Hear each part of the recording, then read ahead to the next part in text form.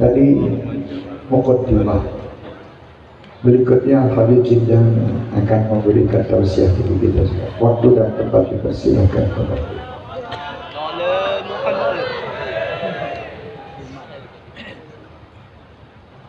Assalamualaikum warahmatullahi wabarakatuh.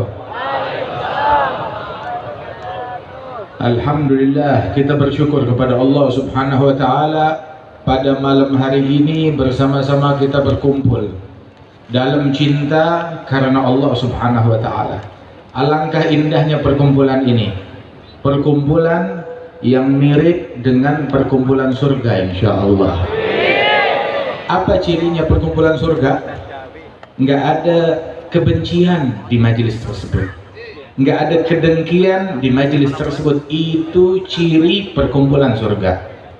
Allah Ta'ala ketika memuji sifat-sifat ahli jannah, para penghuni surga, sifat mereka, wa naza'na ma fi sudurihim min ghil ikhwanan ala sururim mutagabilin. Kami cabut dari dalam hati mereka kedengkian terhadap sesama. Nggak ada dengki, nggak ada benci kepada siapapun. Mereka bagaikan bersaudara, saling duduk bersama-sama dalam cinta, memandang satu sama lain dengan cinta, mengasihi, nggak ada benci kepada siapapun. Ini ajarannya siapa? Ajarannya Nabi Muhammad Sallallahu Alaihi Wasallam. Memang Nabi misinya itu misi cinta. Misinya Nabi misi evakuasi, bukan misi jurakin orang ke neraka. Misinya Nabi Muhammad misi rahmat, bukan misi laknat. Misinya Nabi Muhammad SAW misi mendekatkan umat kepada Allah, bukan ngusir umat dari Allah Subhanahu wa taala. Dulu Allah Ta'ala menurunkan wahyu kepada Nabi Daud. Allah bilang kepada Nabi Daud, "Ya Daud, man radda li abigan katabtuhu indi jahbada." Wahai Daud, barang siapa yang mengembalikan hambaku yang kabur, hamba Allah kabur, menjauh, lari dari Allah, dikembalikan dekat kepada Allah, cinta lagi kepada Allah, maka yang punya andil mengembalikan hamba tersebut, aku tulis orang ini sebagai patriot, pahlawan, pejuang sejati di sisi Allah Subhanahu wa taala. Mudah-mudahan kita jadi pejuang yang sejati. Pejuang bukan yang ngusir orang ke neraka, bukan. Pejuang itu yang menarik orang, yang nyelamatin orang dari neraka masuk ke dalam surganya Allah Subhanahu wa taala. Ini misinya Nabi Muhammad. Ini misinya para nabi-nabi, ini misinya para rasul, misi evakuasi. Sesungguhnya indahnya perkumpulan ini, nikmat, nggak ada kebencian, nggak ada kedengkian. Dulu Nabi Muhammad Shallallahu Alaihi Wasallam, beliau pernah ada anak kecil dicium oleh Rasulullah SAW. Maka ada satu orang sahabat yang kelihatannya kuat, gagah, perkasa, jagoan. Dia bilang, "Ya Rasulullah, saya juga di rumah saya punya 9 orang, 10 orang kayak begini, anak kecil. Dari anak saya atau ponakan saya, nggak pernah saya cium mereka." Maka Nabi Muhammad bilang, "Wa ma amliku nafsi in kana Allah qad naza'a rahma an qalbik man la yarham la yurham." Nabi bilang, bisa apa saya kalau Allah sudah mencabut rahmat dan kasih sayang dari dalam hatimu? Asal tahu aja, orang yang tidak menyayangi kepada sesama tidak disayang oleh Allah Subhanahu wa taala. Kita diajar untuk penyayang. Siapa yang ngajarin kita? Ya Nabi Muhammad SAW. Itu guru umat, guru besar dari umat manusia. Rasulullah SAW bilang kepada para sahabat, dan sabda Nabi yang ini itu dikenal al-hadis al-musalsal bil awaliyah, hadis yang sambung menyambung sampai kepada Rasulullah. Tiap perawi hadisnya dari guru-guru kita terus sampai ke atas, itu mereka bilang ini yang hadis pertama yang kami dengar dari guru kami. Si gurunya juga bilang ini hadis pertama yang kami dengar dari guru kami. Terus silsilah sampai ke atas, semuanya bilang ini yang pertama kami dengar. Apa ajaran pertama para ulama? Ajaran pertama para ulama kepada murid-muridnya, hadis Nabi Muhammad, ar-rahimun yarhamuhumur rahman tabaraka wa ta'ala yarhamu man fil ardi yarhamukum man fis sama. Orang yang penyayang disayang oleh Rahman tabaraka wa ta'ala. Sayangi siapapun yang ada di bumi, niscaya Allah yang kerajaannya ada di langit akan sayang kepada kalian. Tahu man fil ardi, siapa yang ada di bumi? Kalimat man, manusia yang ada di bumi. Tahu kan manusia yang ada di bumi? Muslim ataupun non muslim. Satu suku beda suku, satu warna kulit beda warna kulit, satu bahasa beda bahasa, begitu. Satu latar belakang beda latar belakang, satu pemikiran beda pemikiran, satu agama beda agama. Bahkan bukan itu aja, ya. Mau satu partai mau beda partai, mau satu calon mau beda calon. Sayangin semuanya. Siapa yang ngajarin? Nabi kita Muhammad sallallahu alaihi wasallam. Irhamu man fil ardi. Sayangi semua yang ada di bumi, niscaya Allah akan sayang kepada kalian. Jalla jalaluhu wa ta'ala azamatu. Rasulullah sallallahu alaihi wasallam tuh, beliau orang yang penyayang, yang penuh cinta. Sampai bukan sayangnya Nabi bukan aja kepada manusia, hewan pun merasakan kasih sayang Rasulullah. Pernah sekali Nabi Muhammad SAW masuk ke sebuah perkebunan. Di situ di perkebunan itu tuh ada dikurung di kandang tuh, kandang unta. Nabi dengar suara gaduh dari balik pintu. Ini suara apa? Dibilang unta, unta kita lagi angot ya Rasulullah. Angot kenapa? Dia bilang nggak tahu, udah berapa hari ini dia angot. Akhirnya Nabi bilang buka, saya mau lihat. Maka begitu dibuka kandangnya, dia bilang ya Rasulullah, dia bakal nyerang siapapun. Dia bilang buka. Dibuka itu kandang, itu unta langsung berlari menghampiri Rasulullah SAW. Begitu menghampiri Nabi Muhammad, bukan menyerang. Itu unta langsung dia tundukkan moncongnya di kaki Nabi Muhammad. Kemudian bagian belakangnya dia tinggikan persis kayak orang sujud. Sahabat sampai bilang, onta aja sujud sama Nabi Muhammad, kita lebih berhak untuk sujud kepada Nabi Muhammad. Nabi bilang, la yang bagi li bashar an yasjuda li bashar. Tidak boleh manusia sujud kepada manusia lain. Kalau saya memerintahkan orang untuk sujud kepada orang lain, saya bakal perintahkan kaum wanita sujud kepada suaminya. Kalau begitu kata Nabi Muhammad. Tapi enggak boleh orang sujud kepada orang lain, kata Rasulullah sallallahu alaihi wasallam. Terus Nabi dalam kejadian tersebut, unta itu dia bangkit mendekatkan moncongnya ke mulut Nabi Muhammad. Terus Nabi dekatkan, berbisik di telinga tuh unta. Udah gitu Nabi panggil, mana pemilik unta ini, sini. Ini unta, rupanya dia komplain. Masya Allah. Komplain kenapa tuh unta? Ini unta rupanya ngambek, dia komplain, dia ngadu.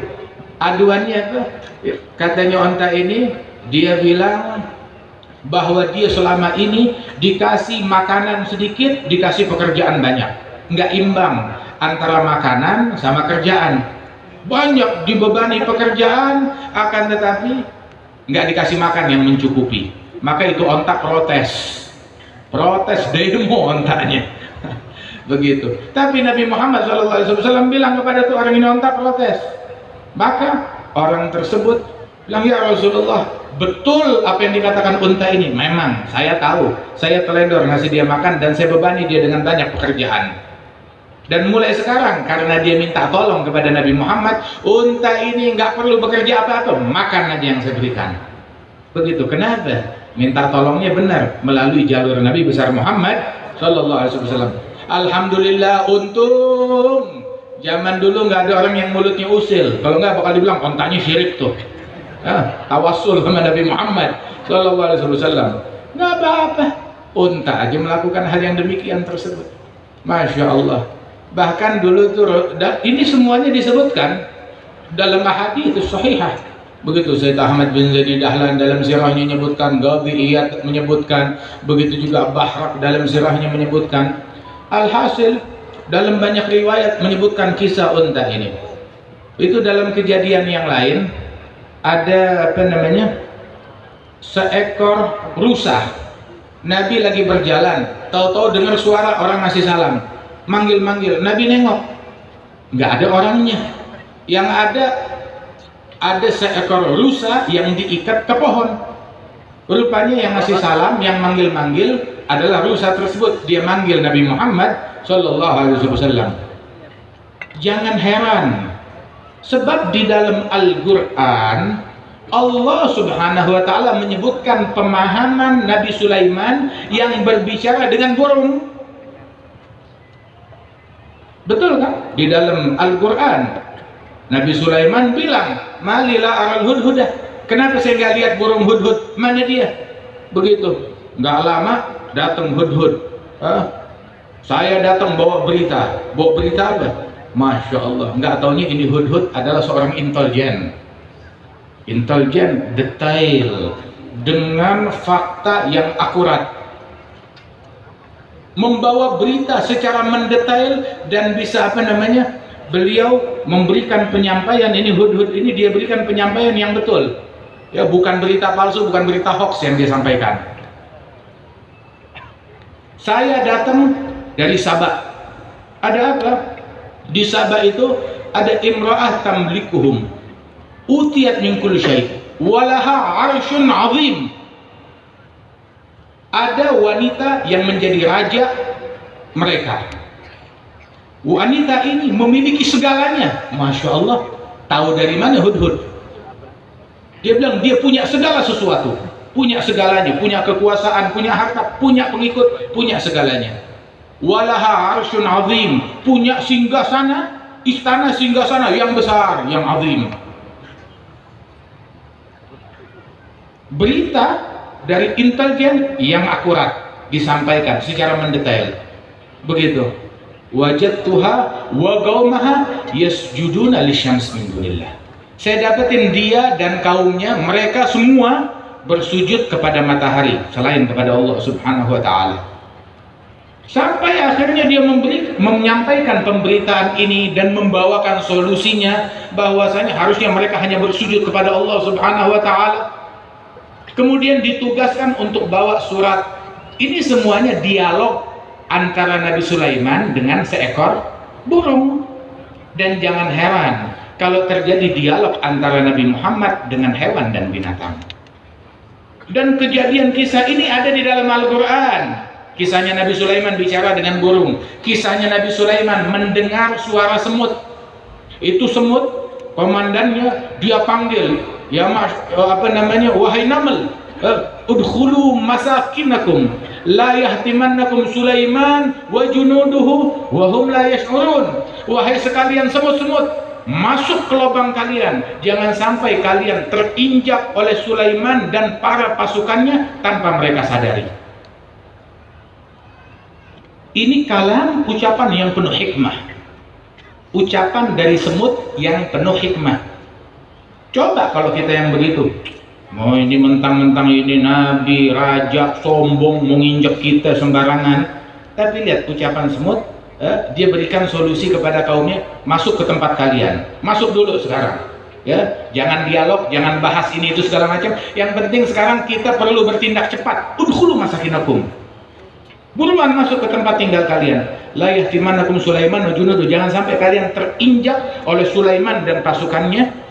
Wa hum la yash'urun, tanpa mereka sadari. Itu semua sudah disiapkan uzur. Kalau terinjak, mereka ini nabi. Nabi Sulaiman adalah nabi. Dia nggak bakal menggolimi semut. Kalaupun ada yang terinjak dari kita, itu terjadi karena tanpa kesadaran mereka. Kalau mereka sadar, mereka nggak bakal menginjak kita.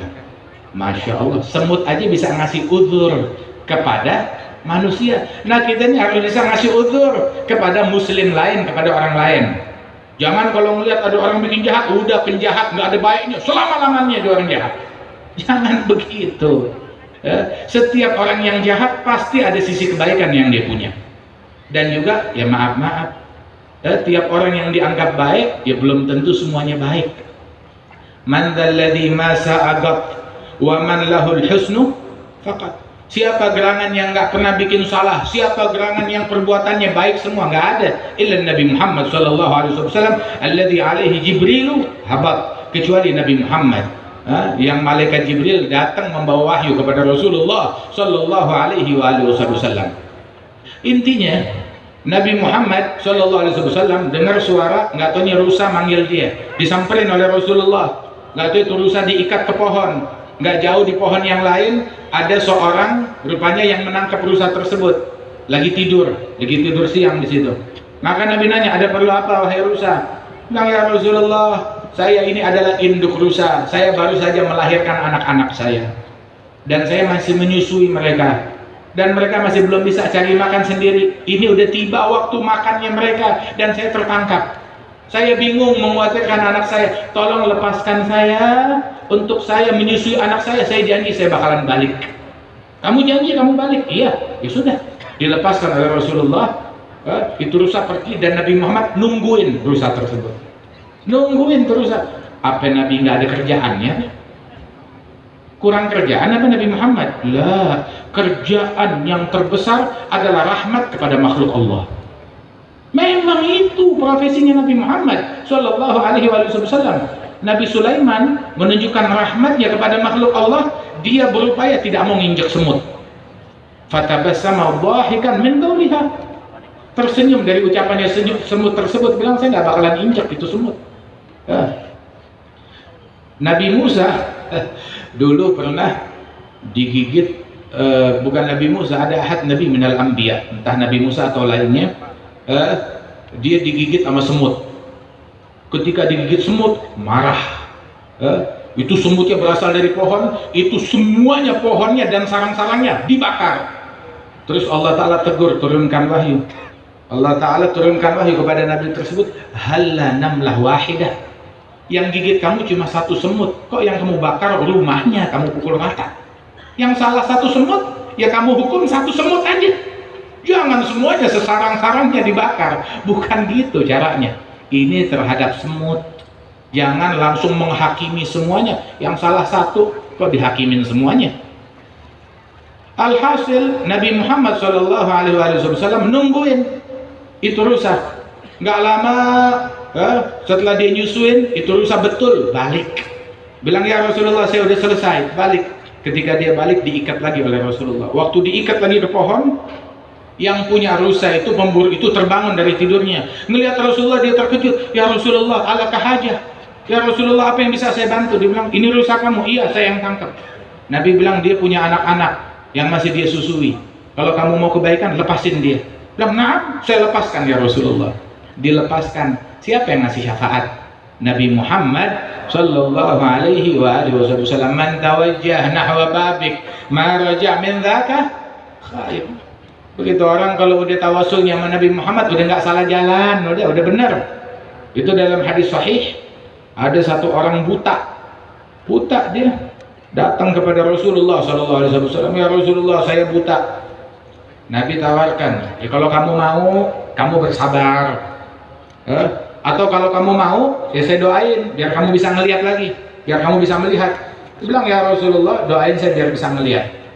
Terus Nabi bilang, gini aja deh, kamu yang doa deh, saya ajarin doanya. Diajarkan doa. Bagaimana? Kamu ambil wudhu, terus kamu sholat sunnah 2 rakaat, udah gitu kamu doa habis sholat. Kamu doa, Allahumma inni atawassal ilaika bi Muhammadin Nabi rahmah. Ya Allah, aku bertawassul kepadamu dengan berkat Nabi Muhammad, Nabi rahmat. Terus kamu bilang, ya Muhammad, ya Nabi rahmat, inni atawassal bika ilallah. Wahai Nabi Muhammad, Nabi rahmat, aku bertawassul kepadamu, aku doa minta kepada Allah agar Allah mengembalikan mata aku bisa melihat lagi. Dilakukan itu. Itu perawi hadis bilang, kami masih duduk di situ waktu Nabi ngajarin tuh orang. Tuh orang keluar, dia ambil wudhu, dia sholat. Dia balik, matanya udah ngelihat. Belum sempat selesai ini majelis, dia udah bisa ngelihat, sembuh, nggak buta lagi. Masya Allah, ini mukjizatnya Rasulullah Sallallahu Alaihi Wasallam. Ada lagi satu orang sahabat yang lain datang kepada Nabi Muhammad dalam sebuah jihad, dalam sebuah perang. Itu matanya terluka, itu terkena pukulan sampai matanya itu lepas, ya, itu matanya menggantung di pipinya. Terus bilang, ya Rasulullah, mata aku. Dibalikin matanya oleh Rasulullah, ditiup matanya. Itu sejak ditiup sama Nabi, matanya yang ditiup oleh Nabi menjadi melihat terang jelas saat itu juga. Begitu bahkan matanya yang ditiup oleh Nabi Muhammad melihat lebih jelas daripada mata yang sebelah. Sallallahu Alaihi Wasallam. Memang Nabi tempatnya rahmat, tempatnya kasih sayang. Bahkan kepada hewan, ya, apalagi kepada manusia. Ada orang Yahudi sakit ditengokin sama Nabi Muhammad Sallallahu Alaihi Wasallam. Untung nggak ada orang yang mulutnya usil, kalau nggak bakal bilang, Nabi pro sama Yahudi. Nabi anteknya Yahudi, jangan-jangan lah. Nabi Muhammad SAW Nabi Rahmah, Nabi rahmat, Nabi kasih sayang. Ada Yahudi sakit, ini Yahudi adalah Yahudi yang ekstrim, mengganggu Nabi, mencaci Nabi. Kalau Nabi lewat di depan rumahnya tuh orang, dia meludah, mengungkapkan kebencian dan kata-kata yang kotor. Emang itu kotoran bukan produk Islam, ya. Kotoran, kata-kata kotor bukan produk Islam, itu produknya syaitan, produknya iblis. Alhasil ketika Nabi lewat di jalan tersebut, selama selalu meludah tuh orang, selalu ngucapin kata-kata kotor. Satu waktu Nabi lewat di situ, nggak ada yang meludah, nggak ada yang ngucapin kata-kata kotor. Nabi heran, mana nih orang yang punya rumah lagi sakit di dalam. Oh sakit, saya mau jenguk. Dijenguk. Nabi datang ke rumah, dijenguk oleh Rasulullah Sallallahu Alaihi Wasallam. Sampai tuh orang terharu, ya Muhammad, belum ada yang jenguk saya dari teman-teman saya, kamu yang pertama ngejenguk saya. Begitu sampai akhirnya dia masuk ke dalam agama Islam ketika melihat akhlaknya Nabi Muhammad Sallallahu Alaihi Wasallam. Ini Islam berkembangnya dengan akhlak. Itu yang bikin hati jadi lunak. Itu yang bikin hati tuh jadi condong, jadi suka. Disebutkan ya di dalam sebuah asar bahwasanya marifgu fi syai'in illa wazanah, mawudi'a rifgu fi syai' illa wazanah, wa ma nuzi'a an syai'in illa wasyanah. Tidaklah kelembutan diletakkan dalam suatu hal, melainkan bakal menjadi mahkota penghias dalam hal tersebut. Tapi kalau kelembutan dicabut dari suatu hal, bakal membuat hal tersebut menjadi cacat, menjadi rusak. Na'udzubillah min dzalik. Saudara-saudara sekalian, alangkah indahnya nih kita ngumpul, kagak ada benci sama orang. Emang enak hidup sambil dengki? Enak hidup sambil dengki? Itu sih hidup, ya bukan hidup itu namanya. Nyaman apa hidup sambil mendengki, sambil membenci?